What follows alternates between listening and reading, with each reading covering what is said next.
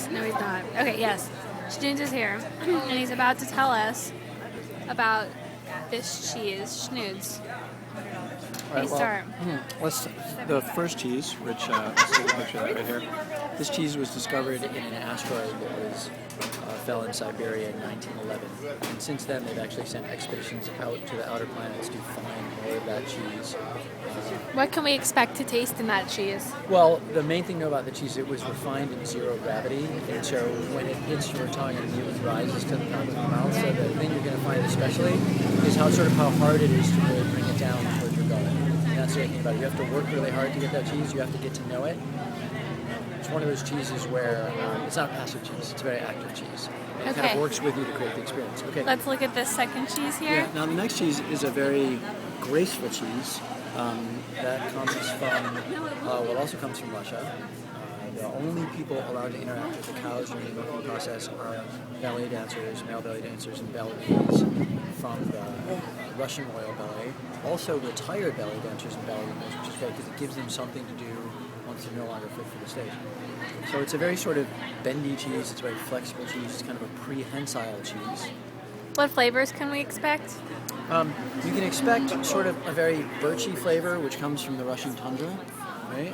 And you can also expect a very sort of an aroma of perestroika, and it finishes with an essence of sort of new capitalism. Like the old cheeses used to have much more of a communist flavor, but now it really reflects the new Russia.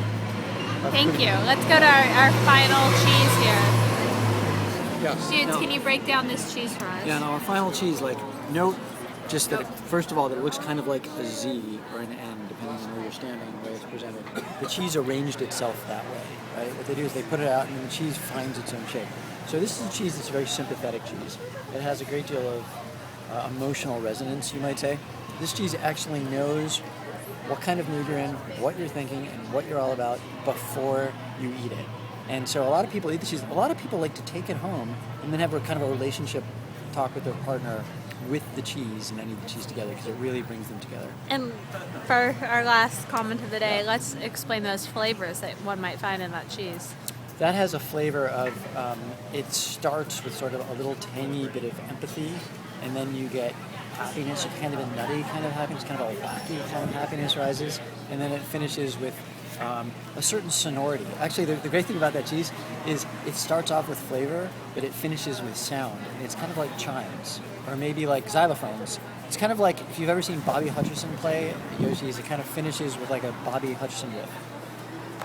This is Schnudes and cheese. Talking about cheese. Thank you for being on the blog. Talking about cheese.